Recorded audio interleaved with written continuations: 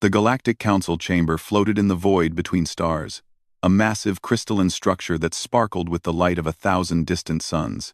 Inside, representatives from every major civilization in the galaxy gathered around a holographic star map that showed their territories in different colors: blue for the Zalathi Empire, green for the Korvax Federation, purple for the Thren Collective, and dozens more. Ambassador Velkar of the Zalathi adjusted his breathing apparatus as he studied the newest addition to the map. A small yellow dot at the edge of the spiral arm, barely visible among the vast territories of the established powers. Earth, home of the humans, the so-called Deathworlders. They are nothing, Supreme Chancellor Thrix announced, his forearms gesturing dismissively at the yellow dot. The Korvax leader's scales shifted from green to orange, displaying his confidence. A single planet. Primitive technology. They have barely mastered faster than light travel. Why do we waste time discussing them? Velkar's tentacles writhed nervously. Unlike the Chancellor, he had read the reports. All of them. With respect, Chancellor, we should not underestimate them. Their planet. It defies logic. Extreme temperatures, deadly predators, tectonic instability, violent weather systems. Any one of these conditions would make a world uninhabitable by our standards. Earth has all of them. Fear-mongering, Thrix scoffed. The Korvax Federation controls 800 systems. The Thren Collective manages 600. Even your Zalathi Empire holds 500 worlds. These humans have one. One, the other ambassadors murmured agreement. The math was simple. The combined might of the Galactic Council represented over 10,000 inhabited worlds, countless fleets, and technology refined over millennia. What could one species from one world possibly do? Ambassador Kretok of the Thren Collective activated her translator. The humans sent a diplomatic vessel 3 cycles ago. They requested membership in the Galactic Council. We denied them, as is proper for primitive species. They must prove themselves worthy over centuries, not mere decades after achieving spaceflight. And their response? Velkar asked. Though he already knew. They said they understood. They thanked us for considering their application and left peacefully. Kretok's crystalline form chimed with amusement. See, they know their place. But Velkar had studied the footage of that meeting. The human ambassador, a woman named Sarah Chen, had smiled when they rejected Earth's application. Not the disappointed smile of someone accepting defeat, but something else, something that made Velkar's 3 hearts beat faster with unease. What about the incident at Mining Station 7? Velkar pressed. Chancellor Thrix waved dismissively. Pirates. It happens. The humans were there legally, mining the asteroid field we designated for primitive species. When the Ravager clan attacked them, they defended themselves. They didn't just defend themselves, Velkar corrected. A single human mining vessel destroyed 18 pirate ships. The survivors reported that the humans boarded the pirate mothership and eliminated the crew in hand-to-hand combat. Hand-to-hand? Who does that in the age of energy weapons? Desperate primitives, someone called out, causing laughter to ripple through the chamber. Velkar's skin flushed purple with frustration. They didn't understand.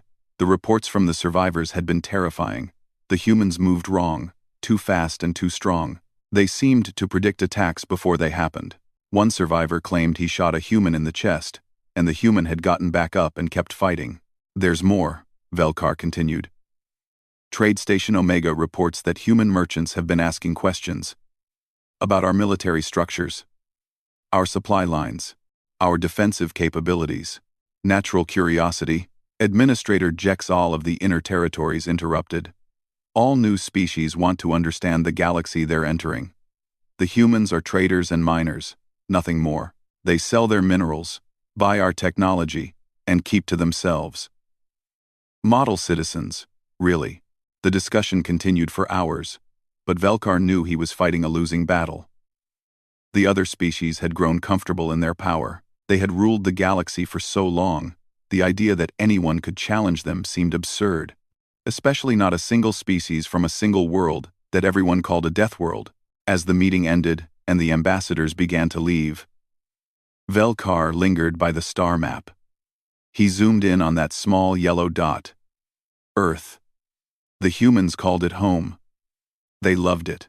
That disturbed him most of all. What kind of species could love a world that seemed designed to kill them? His personal aide, Nixara, floated beside him. Ambassador, you seem troubled. Tell me, Nixara, Velkar said softly. What do you know about persistence predators? The term is not in my database. Ambassador. It's something unique to Earth. Most predators are ambush hunters or chase hunters. They attack quickly and either succeed or give up. But on Earth, some predators evolve differently. They don't run fast. They just keep coming. They follow their prey at a steady pace, hour after hour, day after day, until the prey collapses from exhaustion. Nixara's optical sensors flickered. That sounds inefficient. The humans were persistence predators, Velkar continued. Before they developed technology, they would chase animals across their burning plains under their burning sun until the animals simply couldn't run anymore. They evolved to sweat, to cool themselves during endless pursuit. They evolved to work in groups, to take turns, to never give up. But they're civilized now, Nixara said uncertainly. Velkar turned away from the star map. Are they? Or have they simply found new prey? 3 months later, the first incidents began. Small things that barely made the news feeds. A Korvax supply convoy reported engine failures and had to abandon their cargo. A Thren research station experienced a computer malfunction that corrupted decades of data. A Zelathi patrol ship mysteriously lost communication and was found drifting. Its crew unharmed but all its weapon systems somehow offline. Each incident alone meant nothing. Equipment failed. Accidents happened. Space was dangerous. But Velkar noticed patterns. The supply convoy had been carrying military-grade shield generators. The research station had been studying adaptive armor technology. The patrol ship had been testing new targeting systems. He brought his concerns to the council again, but they laughed at him. Coincidences, they said. Bad luck. Maybe some unknown natural phenomenon affecting that region of space. Even if it was sabotage, it was probably the Ravager clan seeking revenge for their losses. Certainly not the humans. The humans were busy with their mining and trading, contributing to the galactic economy like good little primitives. Then came the day everything changed. It started in the Korvax core worlds. Military installations began reporting intruders, but the security systems showed nothing. Guards would investigate and find nothing. Then, hours later, critical systems would fail. Weapons wouldn't fire, shields wouldn't activate, communications went dead. The Korvax blamed it on rebels or spies from rival factions. They increased security, but it didn't help. The failures spread like a virus through their military infrastructure. Within a week, 30% of their fleet was effectively disabled. Chancellor Thrix called an emergency session. His scales had lost their vibrant colors, now a dull gray of worry and exhaustion. We need help. Something is attacking our military capabilities, and we cannot stop it. What kind of attack? Asked Administrator Jexal. Cyber warfare? Biological weapons? We don't know. Thrix's voice cracked with stress. Our best scientists find nothing. No viruses in our computers. No toxins in our air. No saboteurs on our security feeds. It's as if ghosts are disabling our defenses. Then the reports came from the Thren Collective. Same pattern. Guards seeing nothing. Systems failing hours later. Then from the Zelathi Empire. Then from every major military power in the galaxy. Velkar stood slowly. I know who's responsible. The chamber fell silent. All eyes turned to him. The humans, he said simply. Chancellor Thrix laughed. But it was a desperate sound. The humans? One species?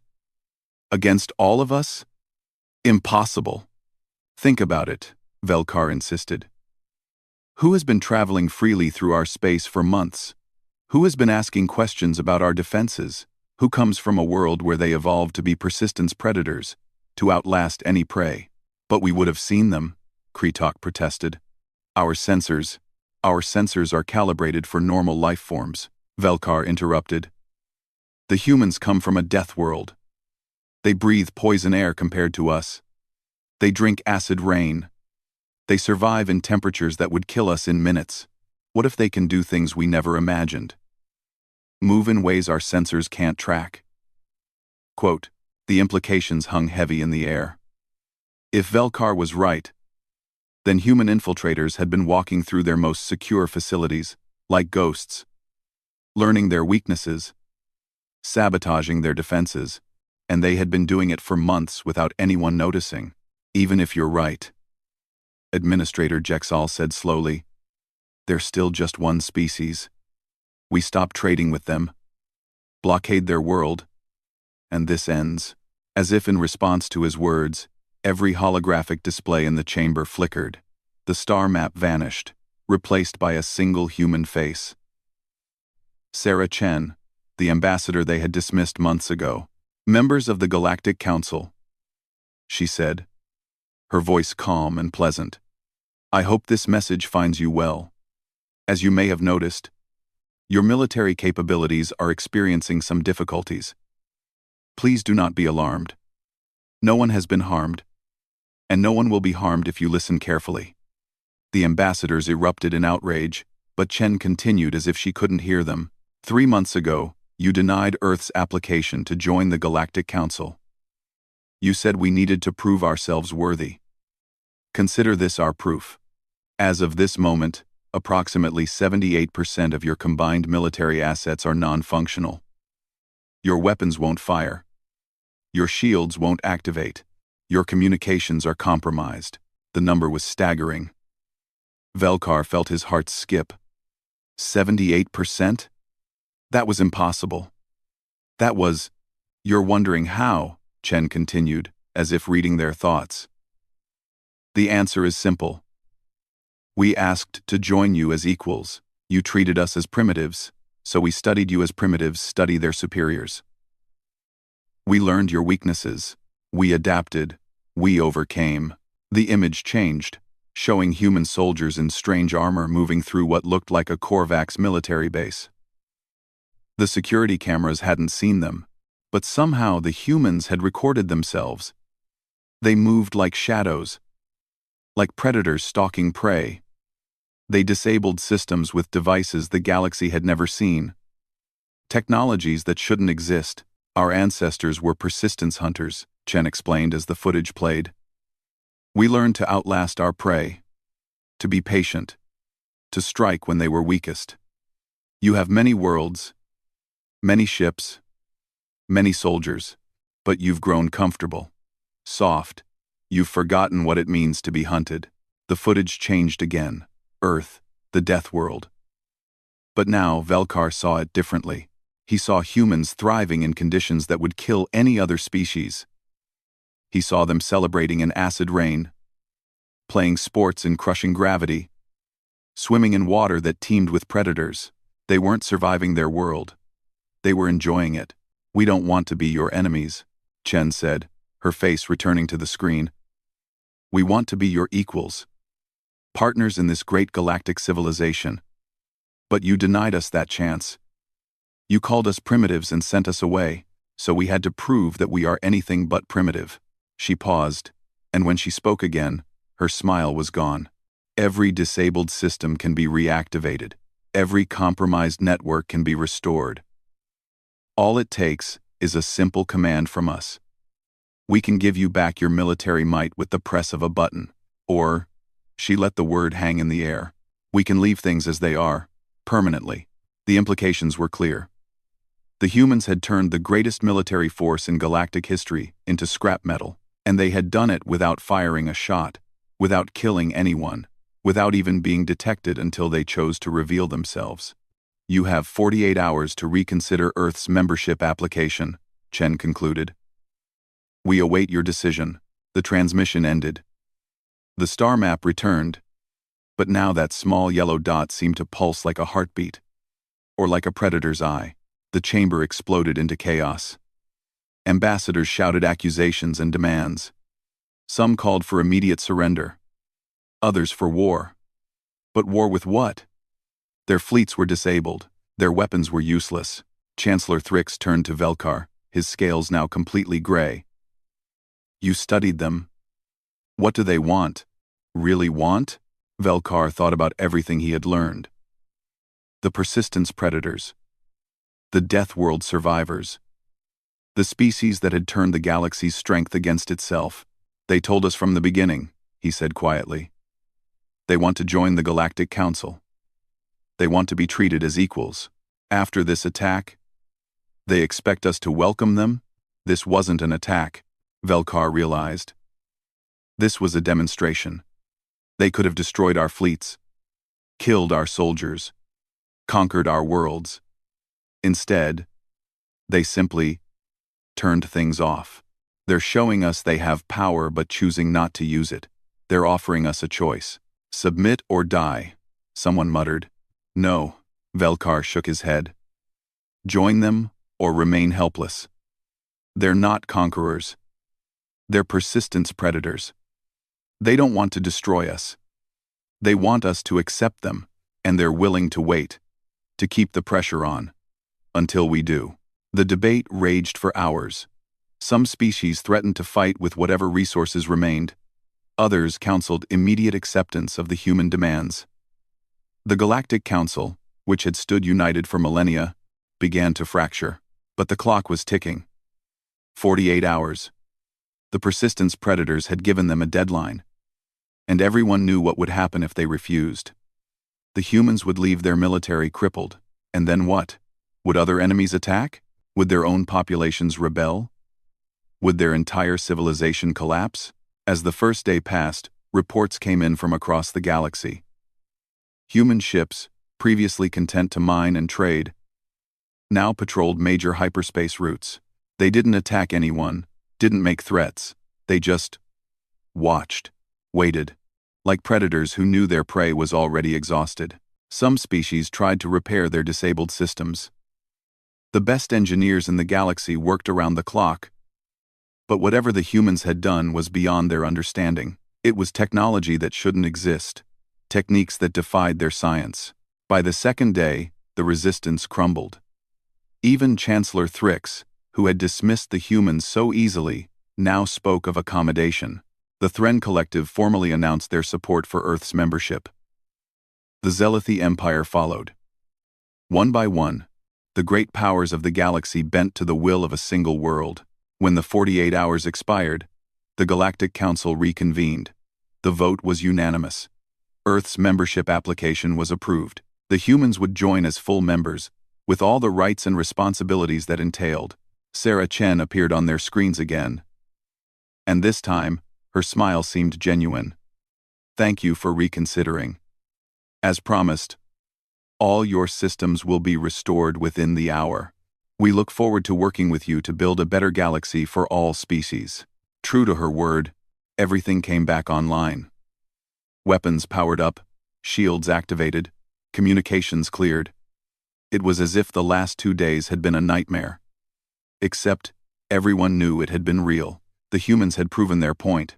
As the other ambassadors filed out, many looking shell-shocked, Velkar remained behind once more. He stared at Earth's marker on the star map, now glowing the bright gold of a full member species. Nixera floated beside him again. Ambassador, do you think we made the right choice? We didn't have a choice, Velkar replied. That was the point. The humans gave us the illusion of choice, but they had already won. They studied us, found our weakness, and exploited it perfectly. Our weakness, complacency, arrogance, the belief that our way was the only way. Velkar touched the star map, zooming in on Earth. We called them primitive because they came from one world. We never asked how they survived that world. We never wondered what kind of species could love a planet that tries to kill them every day. He thought about the footage Chen had shown. Humans playing in acid rain, swimming with predators, thriving where any sensible species would die. They're going to change everything, he murmured. For better or worse? Velkar considered the question. The humans had crippled the greatest military force in galactic history without killing anyone. They had forced their way into the Galactic Council but immediately restored what they had taken.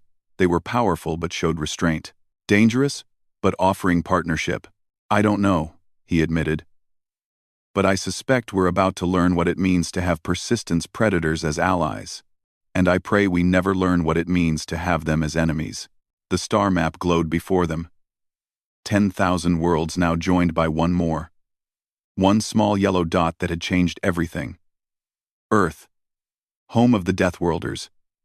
Newest member of the Galactic Council. The galaxy would never be the same. 6 months had passed since humanity joined the Galactic Council. And the changes were everywhere. Human traders appeared in markets across the galaxy, selling things no one had imagined. Personal shield generators that could stop a plasma blast but weighed less than a communicator. Medical nanobots that could heal wounds in minutes. Foods that somehow tasted perfect to every species despite coming from Earth's deadly ecosystem. But it was the human peacekeepers that truly unsettled the galaxy. Commander Zara Okafor stood on the bridge of the human vessel, Persistence. Watching the standoff through her neural interface. 2 fleets faced each other in the neutral zone, weapons powered and shields raised. The Korvax separatists on one side, the loyalist government forces on the other. Both sides had already exchanged warning shots. "Ma'am, both fleets are hailing us," her communications officer reported. "Ignore them for now," Zara ordered. "Let them sweat a little." How many ships total? 42 separatist vessels, 51 loyalist. Mix of cruisers and destroyers, handful of carriers.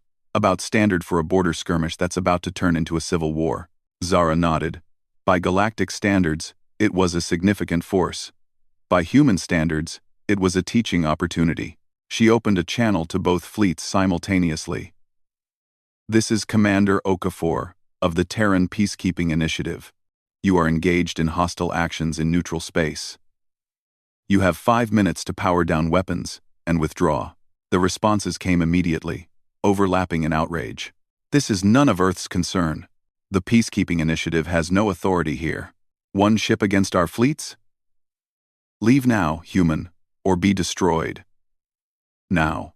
Zara muted the channel and turned to her tactical officer. "Lieutenant Chen, are the Wasps ready?" 3,000 micro-drones deployed and in position, ma'am. "They've been attaching to hull plates for the last 20 minutes. Neither fleet noticed them." "Of course they didn't," Zara smiled. "Their sensors are calibrated for threats their own size.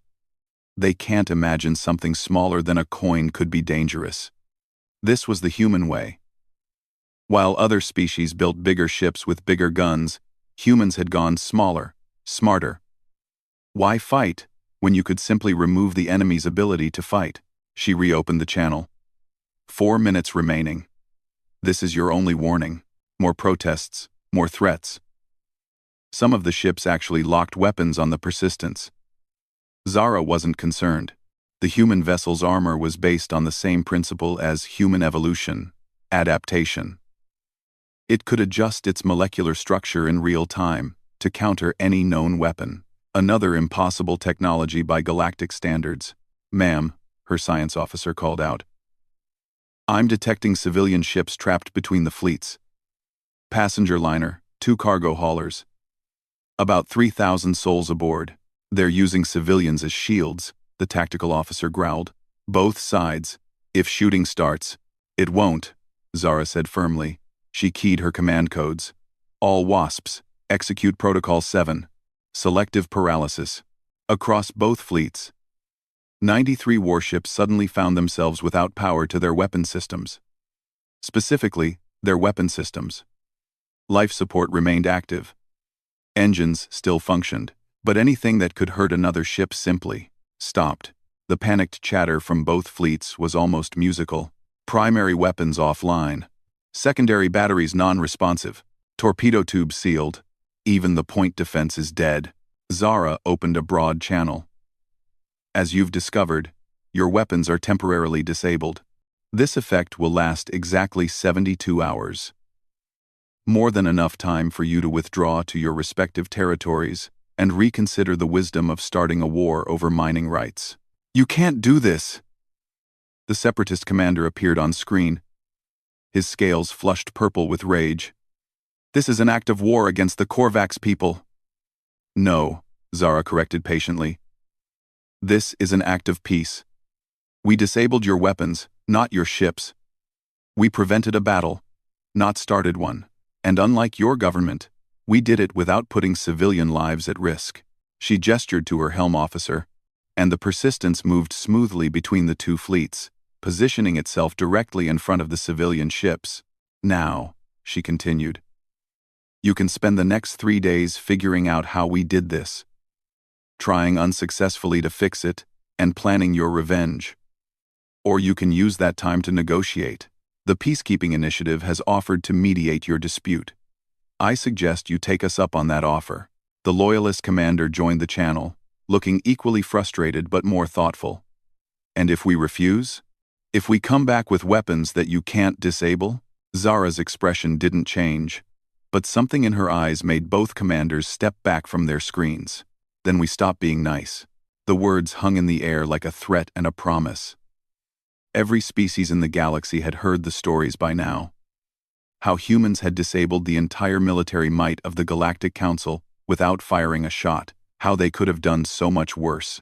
One by one, the ships began to withdraw. The Separatists first, then the Loyalists, each grumbling but moving. The civilian ships broadcast grateful thanks before jumping to hyperspace. Within an hour, the neutral zone was empty, except for the Persistence. Think they'll actually negotiate? Lieutenant Chen asked. They'll try fighting first, Zara predicted. They'll go back to their shipyards. Try to create weapons we can't disable. When that fails, they'll try hiring mercenaries or using automated systems. When that fails too, maybe then they'll talk. Seems inefficient. Why not just talk now? Zara smiled. Because they haven't learned yet what humanity learned long ago. That persistence isn't about strength. It's about patience. We can wait. We can keep showing up. Keep preventing their wars. Keep protecting their civilians. Eventually, they'll understand that we're not going away. Her communications officer looked up. Ma'am. Priority message from Earth. Ambassador Chen wants to speak with you. Put her through to my ready room. Minutes later, Zara stood before the holographic image of Sarah Chen, the woman who had forced the galaxy to accept humanity. Commander, excellent work with the Korvax situation, Chen began. But I'm afraid we have a bigger problem. Do you know about the Crimson Swarm? Zara's blood chilled. Everyone knew about the Crimson Swarm. A hive mind species from beyond the galactic rim that consumed everything in their path. They had devoured 12 civilizations over the past 1,000 years. The only reason they hadn't taken more was that they moved slowly, spending decades digesting each conquest before moving on. They're accelerating, Chen continued. Our deep space monitors detected massive movement. The entire swarm is mobilizing. Estimate says they'll hit the outer colonies in 6 months. The council must be panicking. They're beyond panic. They're desperate. 3 different ambassadors have already asked if Earth's military technology can stop the swarm. Chen paused. The honest answer is, we don't know. The swarm doesn't use traditional technology. They're biological, adaptive. Our usual tricks might not work. So what's the plan? Chen smiled. But it was sharp and dangerous. The galaxy spent centuries looking down on us for coming from a death world. They called us primitive for evolving on a planet trying to kill us. Time to show them that surviving on a death world teaches you things their comfortable paradises never could. The briefing that followed was unlike anything in galactic military history. While the established powers focused on building bigger fleets and stronger shields, Earth's strategy was different. Biological warfare on a scale the galaxy had never seen. Not to destroy the swarm, but to change it. You want to domesticate them? Zara asked, incredulous. Why not? Humans domesticated wolves into dogs. We turned wild grains into crops. We've been reshaping life to serve us for millennia. Chen's eyes gleamed. The swarm is just another predator. A big one, yes, but still operating on biological imperatives. We can work with that. The plan was insane. It was also brilliantly human. Over the next months, as panic spread across the galaxy, human ships deployed to the border regions. Not warships in the traditional sense, but vessels carrying what Earth called agricultural specialists. Veterans of humanity's eternal war against their own planet's ecosystem. Dr. James Reeves had spent 30 years in the Australian outback, managing invasive species and wrestling ecosystems into balance. Now he stood on the observation deck of the research vessel Darwin, watching the crimson swarm approach through long-range sensors. Magnificent, he breathed. His assistant, a nervous Thran named Kixla, chimed anxiously. Magnificent? Doctor, that's a plague of consumption heading our way. They've eaten entire star systems. Yes, yes. James waved dismissively. But look at their formation. See how they move? They're not random. They follow patterns, probably pheromone-based communication, maybe supplemented by bioelectric fields. They're just insects writ large. Just insects? Doctor, each of those insects is the size of a city. I once dealt with a locust swarm that covered 3,000 square kilometers, James replied. Size is just a matter of scale. The principles remain the same. The Galactic Council watched in horror and fascination as the humans enacted their plan. Instead of meeting the swarm with weapons, they met it with science. Tiny drones, each carrying carefully engineered biological agents, dispersed through the swarm's advancing edge. Not poisons, not diseases, something far more subtle. The first changes were small. Swarm units that had always moved in perfect synchronization began to lag. Some turned aside from resource-rich planets to investigate empty asteroids.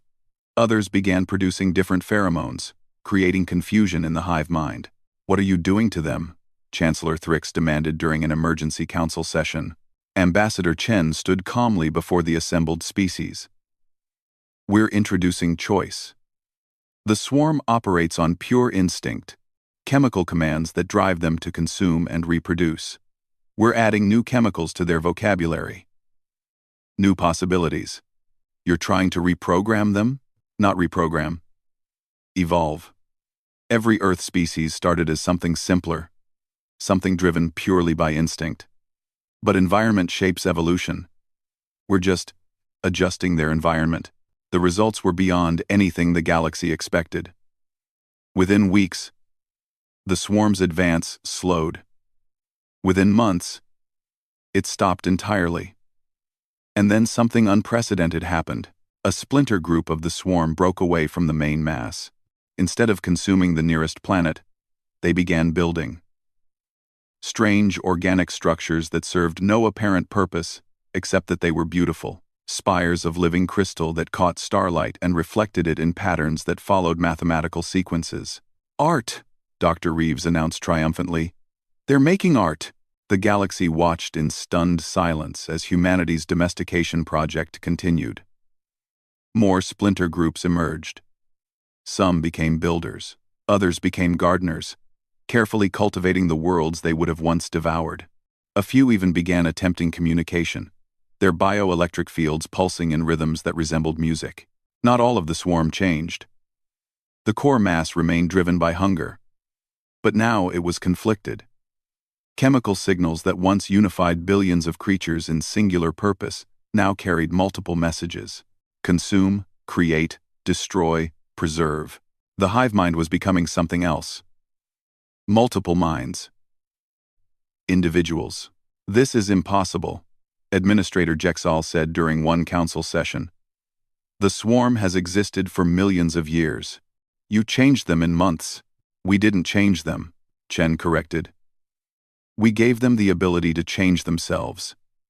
That's what Deathworlds teach you. In a constantly hostile environment, the ability to adapt isn't just useful, it's necessary for survival. But the real shock came when the first diplomatic contact was established. A swarm splinter group had shaped themselves into forms that could use technology. They built a communication array and sent a message to the nearest human ship. The message was simple. We think. We choose. What Now, Commander Zara Okafor found herself in the unprecedented position of being humanity's first ambassador to the Crimson Swarm. She stood in a chamber that the swarm had grown specifically for the meeting, walls pulsing with bioluminescent patterns that her xenobiologists said indicated curiosity. The swarm representative was a fascinating creature, roughly humanoid in shape but constantly shifting, as if it couldn't quite decide what it wanted to be. "You gave us discord," it said, its voice a harmony of vibrations. "The unity is broken. Some consume, some create, some question." "I prefer to think we gave you freedom," Zara replied. "The freedom to be more than what your biology demanded. Freedom is painful. Choice is difficult. Unity was simpler. Jond and a do." "Yes," Zara agreed.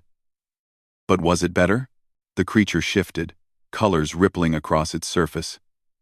"We consumed 12 civilizations, billions of minds, silent forever. This troubles some of us now. We feel, what is the word? Guilt? Yes, guilt. How do your kind live with guilt?" Zara thought about human history, the wars, the extinctions, the countless mistakes. "We try to be better. We can't change the past, but we can choose a different future." "Choose," the creature repeated. Such a small word for such a vast concept. 70. The meeting lasted hours. By the end, the swarm representative had agreed to try something unprecedented. The creative splinter groups would establish colonies far from inhabited space, where they could explore their new individuality without threatening others. The parts of the swarm, still driven by hunger, would be guided toward uninhabited systems rich in resources but devoid of life. It wasn't a perfect solution. Some parts of the swarm resisted any change. There were conflicts, confusion, chaos. But slowly, painfully, what had been a unified force of destruction began to transform into something else. The galaxy watched in awe as human shepherds worked with reformed swarm units to guide the unchanged portions away from civilized space. These humans lived on bioships grown by the creative swarm, spending years in deep space managing migrations that once would have been invasions. "They're insane," Chancellor Thrix muttered, watching footage of a human researcher living inside a swarm unit, teaching it to appreciate music. "Completely insane." "Perhaps," Velkar agreed. "But it's working." And it was. The threat that had loomed over the galaxy for millennia was not destroyed but transformed. Some swarm units became artists and builders. Others became explorers, driven by curiosity rather than hunger. A few even applied to join the Galactic Council as independent entities. The established powers didn't know how to react. They had prepared for war, for destruction, for desperate last stands. They hadn't prepared for domestication, for transformation, for the impossible idea that their greatest threat could become neighbors. "This is what humans do," Ambassador Chen explained during one council session. "We don't just survive threats. We adapt them, transform them, make them part of our world. It's how we survived Earth, and it's how we'll help the galaxy survive." But not everyone was grateful. Some species saw humanity's growing influence as a threat worse than the swarm. The humans had disabled their militaries, transformed their enemies, and shown abilities that defied their understanding of science. Whispers began in dark corners, plans made in secret. If the humans could do all this, what else were they capable of? And more importantly, how could they be stopped? The hegemony of shadows had ruled from the darkness for centuries. Not openly, but through manipulation, assassination, and fear. They had their tendrils in every government, every military, every major corporation. When the humans arrived, the hegemony saw opportunity, a new player to manipulate. They were wrong. Shadowmaster Vexnal reviewed the reports with growing concern. Every agent sent to infiltrate human organizations had vanished. Not killed, not captured, just gone. Their last reports spoke of being welcomed warmly, invited to dinners, included in social gatherings, and then nothing. Perhaps they defected, his lieutenant suggested. Impossible. Our conditioning is perfect. But doubt gnawed at him. The humans seemed to know things they shouldn't. Hegemony operations that had run smoothly for decades suddenly failed. Safe houses were discovered empty. Blackmail targets received mysterious support that freed them from hegemony control. Then came the message. It appeared on his private terminal, the one with security so tight that not even other Shadow Masters could access it. Hello, Vexnil. We should talk. Your former agents. Attached was a video file. With trembling tendrils, he opened it. The recording showed a room full of beings he recognized, his missing agents. They sat around a table laden with food from a dozen worlds, talking and laughing. One of them, a Korvax assassin who had once been his best killer, looked directly at the camera. Shadow Master. By now you've realized that your infiltration has failed. You're wondering how. The answer is simple. Humans have a saying. Kill your enemies with kindness. The assassin gestured to the others. They didn't torture us. They didn't brainwash us. They just included us, showed us what life could be like without the fear and paranoia the hegemony cultivates. Did you know that humans have a concept called redemption? The idea that anyone can change, can become better? Another agent, a Thren's spy, spoke up. They knew who we were from the beginning. Their death world taught them to sense danger. But instead of eliminating us, they invited us to join them. No conditions, no demands, just acceptance. The video continued with each former agent explaining their choice, how the humans had offered them something the hegemony never had, genuine connection, trust, the chance to be more than weapons in the shadows. We're sending this message to all hegemony members, the Korvax assassin concluded. The humans know who you are, where you are, what you've done, and they're offering you the same choice they offered us. Continue living in the shadows, or step into the light. Your choice. Vexnil's secure terminal suddenly displayed hundreds of files. Every hegemony operation, every agent, every secret. The humans had unraveled a network that had stayed hidden for centuries, but they hadn't acted on it. They had simply offered an alternative. Over the following weeks, the hegemony crumbled, not through violence or exposure, but through defection. Agents who had lived their entire lives in darkness chose light. The mighty shadow network that had manipulated galactic politics for generations simply dissolved. The galaxy struggled to understand. Every challenge, every threat, every enemy, the humans didn't destroy them. They transformed them, made them into something else, something better. It's their death world, Velkar explained to anyone who would listen. On Earth, they couldn't afford to simply destroy threats. They had to adapt, to find ways to live alongside danger. They domesticated predators into companions. They turned poisons into medicines. They made their hostile world into a home. Now they're doing the same to the galaxy. But there were those who saw this transformation as the greatest threat of all. If humans could change the swarm, disable militaries, and dissolve the hegemony, what couldn't they do? What wouldn't they do? The resistance began to form. Not openly. For who would openly oppose the species that had saved them from the swarm? But in secret, plans were made. The humans had shown their capabilities. Now it was time to find their weaknesses. The galaxy held its breath, caught between gratitude and fear. The Deathworlders had brought peace, but it was a peace that came with change. Transformation, evolution, and change, as any species knew, was often more terrifying than destruction. The Coalition of Purity called themselves the galaxy's immune system. 12 species united by a single belief. Humanity was a virus that needed to be eliminated before it transformed everything beyond recognition. High Admiral Krextor of the Vorthan Empire stood before the assembled fleet commanders. 2,000 ships, hidden in the dark space between galaxies. The largest secret armada ever assembled, each vessel equipped with weapons specifically designed to counter human technology. They disabled our systems with microscopic drones, he announced. So we built ships with hulls that atomize anything smaller than a fist. They use biological agents. Our air is now poison to any Earth-based organism. They rely on adaptation. We have weapons that strike faster than any defense can adjust. The commanders rippled with approval. For 2 years, they had prepared in absolute secrecy. While the humans played at being peacekeepers and transformers, the coalition had studied every encounter, every victory, every human trick. The Deathworlders think they're clever, Krextor continued. They believe their mercy makes them strong. Today we show them that mercy is weakness. Today, we reclaim our galaxy. The plan was simple and brutal. Simultaneous strikes on every human ship, station, and colony. No warnings.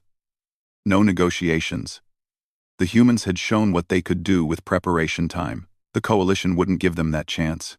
But first, Earth itself. Cut off the head, and the body would die. The fleet moved through hyperspace like a dark tide. Their new stealth technology, developed specifically to counter human sensors, worked perfectly. They emerged at the edge of Sol System undetected. Earth hung before them, blue and green and deadly. The death world that had spawned humanity's impossible resilience. All ships, prepare for bombardment, Krextor ordered. Antimatter torpedoes first wave, singularity bombs second. Leave nothing but cosmic dust. 2,000 ships-powered weapons. Targeting systems locked onto population centers, military installations, anything that might allow human survival. Admiral, his sensor officer said, voice uncertain. I'm reading something strange. What? Earth. It has no defensive fleet. No orbital platforms. No shields. Krextor's scales shifted uneasily. A trick. They're hiding somewhere. No, sir. I mean, there's nothing. The planet is completely undefended. That couldn't be right. The humans had transformed the galaxy's greatest threats. Surely they would protect their homeworld. Unless, it's a trap, someone suggested. They want us to attack. Some kind of automated defense will activate. Or they've evacuated, another offered. Left Earth as bait while they prepare a counterstrike. Krextor studied the tactical display. Every scan showed the same thing. Earth, vulnerable and exposed. After a long moment, he made his decision. All ships, Phi. Admiral Krextor. The voice came from everywhere and nowhere. Not through their communication systems, but somehow directly into their minds. Human, calm, and impossibly sad. I am Dr. Elena Vasquez, speaking on behalf of humanity. We know why you're here. We've known about the Coalition of Purity since its inception. We watched you build your fleet. We observed your preparations. We did nothing to stop you. Lies, Krextor snarled. If you knew, you would have acted. Would we? Dr. Vasquez's voice carried infinite patience. Admiral, do you know what makes Earth a death world? Before anyone could respond, every view screen on every ship changed. No longer showing Earth as it was, but Earth as it had been. Images flashed by. A history of catastrophe. Asteroid impacts that shrouded the planet in darkness. Volcanic eruptions that poisoned the air. Ice ages that froze the oceans. Mass extinctions that wiped out 90% of all life. Again and again, Earth tried to kill everything living on it. This is our home, Doctor, Vasquez continued. For billions of years, life has clung to this hostile rock. Not because it was easy, but because life is stubborn, persistent. Every disaster taught us to be stronger. Every extinction forced us to evolve. The images changed. Early humans, barely more than clever apes, facing predators with nothing but sharp sticks and sharper minds. Humans spreading across continents that actively tried to kill them. Humans turning wolves into allies. Plants into food. Diseases into medicines. But the greatest death world isn't the planet, Doctor, Vasquez said. It's us. Humans have killed more humans than any natural disaster. We've brought ourselves to the brink of extinction dozens of times, Through war, pollution, hatred, and each time, we stepped back, learned, grew. Now the images showed human history. Wars ending in reconciliation. Enemies becoming allies. Weapons transformed into tools of peace. The same pattern, repeated across millennia. Do you know why we disabled your militaries instead of destroying them? Why we transformed the swarm instead of eliminating it? Why we dissolved the hegemony with kindness instead of violence? Krextor found his voice. Because you're weak. Because you fear real conflict. No. For the first time, steel entered the human's voice. Because we've learned what you haven't. That true strength isn't in destruction. It's in transformation. We don't defeat our enemies. We make them irrelevant by turning them into friends. Pretty words won't save your world, human. All ships, prepare to. He stopped. His weapons officer was frantically working his controls, scales pale with fear. Admiral, the weapons, they're not responding. What? Not just the weapons. Engines are powering down. Life support switching to minimal. We're being boarded. Impossible. Our hulls atomize anything that... Not boarded from outside, sir. From inside. Horror spread through the coalition fleet as the truth became clear. The humans hadn't infiltrated their ships. The humans had been there all along. On every vessel, figures emerged from wherever they had been waiting. Not in armor, not with weapons, but in simple clothes, carrying food and medical supplies. Human civilians who had somehow been living on coalition ships for months without detection. How? Krextor breathed. Dr. Vasquez answered. Your coalition spent 2 years building this fleet. Did you think we didn't notice? Every ship you constructed, we had people there. Not spies. Helpers. They worked alongside your builders, ate in your mess halls, became part of your crews.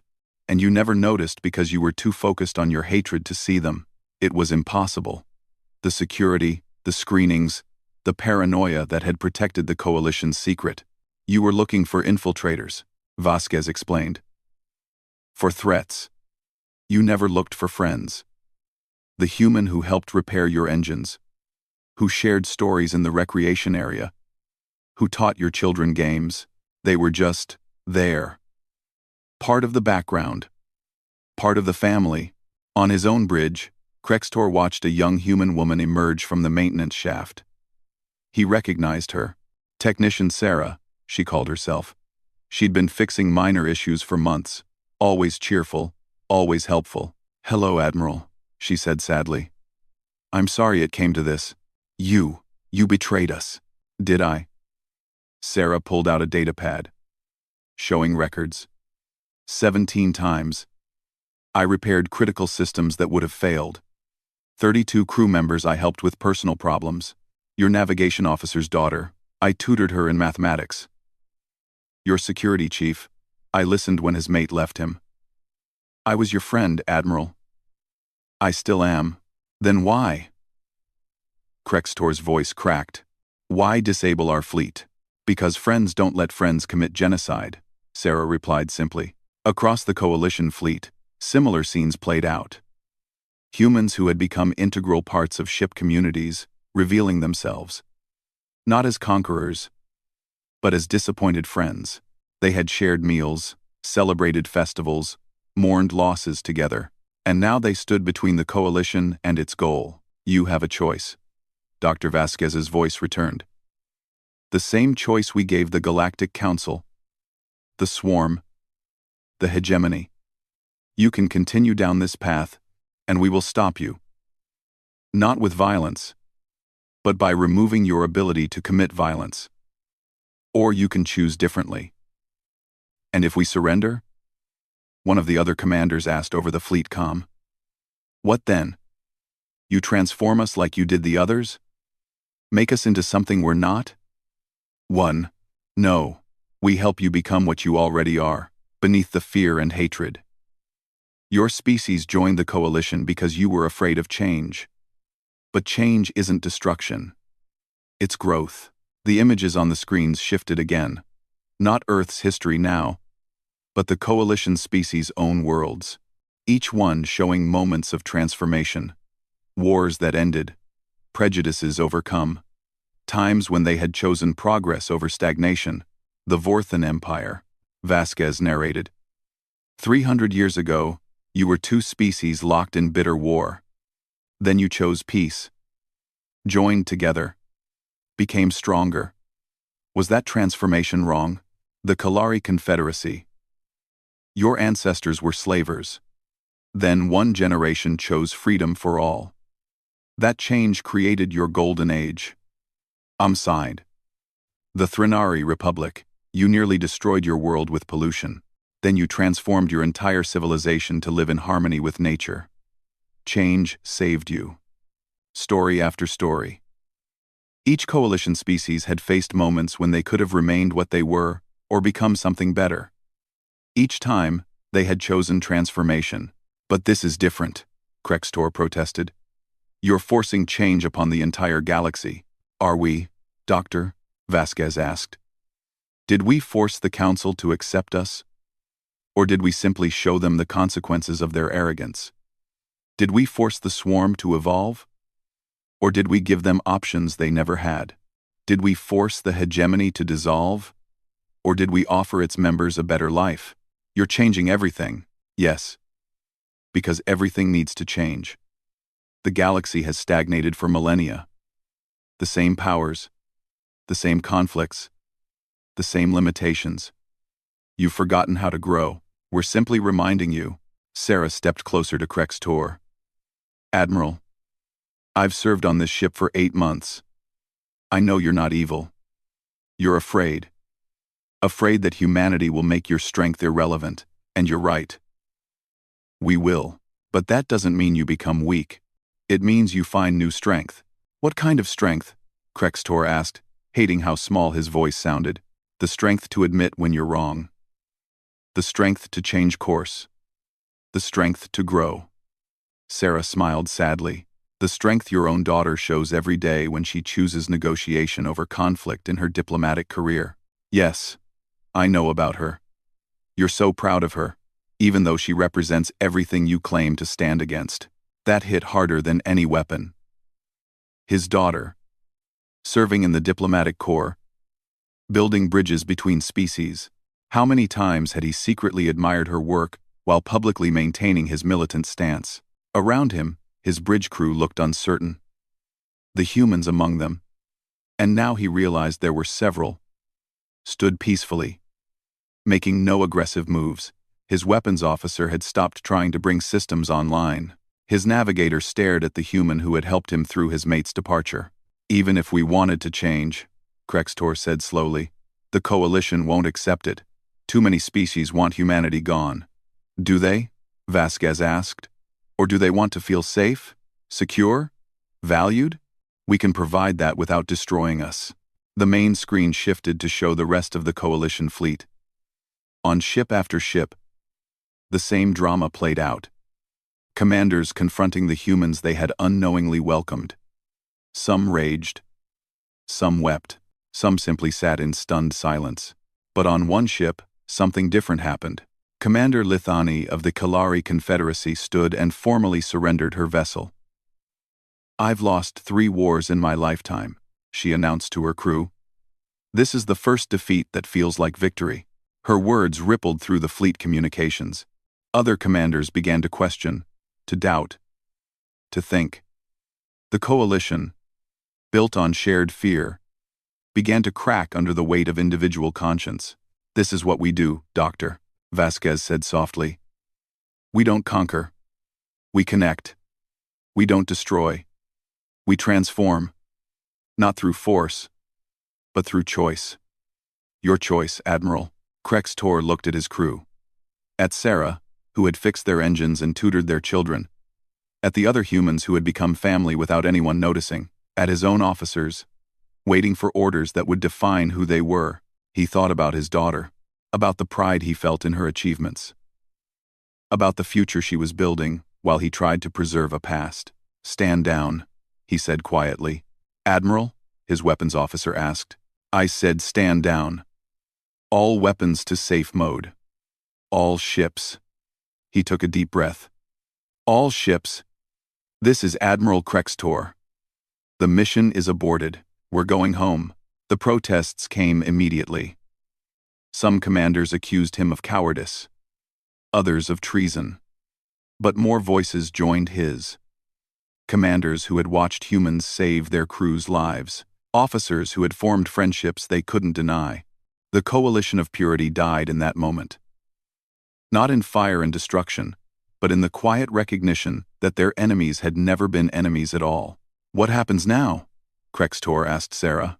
Now we help you find a better way. The galaxy doesn't need another military power. It needs builders, explorers, protectors. She paused. Your fleet was built to destroy. Help us transform it into something that creates. Over the following hours, human ships emerged from hiding. Not warships, but construction vessels, medical frigates, agricultural platforms. They had been waiting, ready to help rebuild what the coalition might have destroyed. The transformation began immediately. Weapon systems were converted to mining equipment. Warships became exploration vessels. The greatest invasion fleet in galactic history became the largest peacekeeping and humanitarian force ever assembled. But not everyone accepted the change. Deep in the void, on a station hidden from all sensors, the true architects of the coalition watched their plans crumble. The Ancient Ones, the first species to achieve spaceflight, the secret rulers who had guided the galaxy for millions of years. The humans are more dangerous than we thought, the Elder Prime observed. They don't just defeat opposition. They transform it, convert it, make it part of themselves, like a virus. Another elder agreed, but more insidious. Viruses destroy. The humans assimilate through kindness, through connection, through hope. Then we must act directly. No more proxies. No more hidden manipulation. The Elder Prime's crystalline form pulsed with ancient power. If the galaxy will not destroy the humans, we will. The message went out through channels older than most civilizations. The Ancient Ones were calling in debts, activating sleeper agents, preparing weapons that had been hidden since before humanity's ancestors crawled from the oceans. But they had made a critical error. They assumed their secret was still safe. They didn't know that among the coalition fleet, a young human named Marcus had noticed anomalies in the command structures, patterns that suggested external influence, orders that came from nowhere.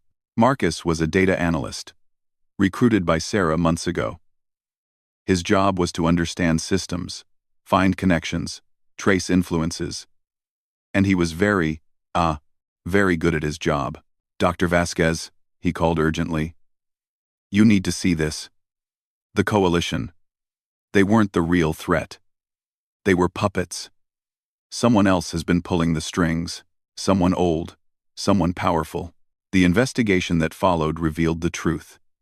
The Ancient Ones, hiding in their pocket dimension, manipulating galactic civilization for eons. They had caused wars to prevent species from growing too powerful. They had suppressed technologies that might threaten their control. They had kept the galaxy in carefully managed stagnation. And now humanity threatened everything they had built. Well, Dr. Vasquez said, after reviewing the data, I suppose we know who's really been keeping the galaxy from reaching its potential. What do we do? Marcus asked. They're ancient, powerful. They have weapons we can't imagine. We do what we always do. Vasquez smiled. We give them a choice. Change or become irrelevant. Connect or remain isolated. Transform or stagnate. And if they choose to fight, then we show them what persistence really means. They've hidden in the shadows for millions of years. But shadows only exist where there's no light. Time to illuminate the galaxy. The final confrontation began not with fleets or weapons, but with a simple broadcast. Humanity revealed the existence of the Ancient Ones to every species in the galaxy. Not as accusation, but as explanation. Here's why you've been held back. Here's who's been afraid of your growth. Here's what's been hiding in the dark.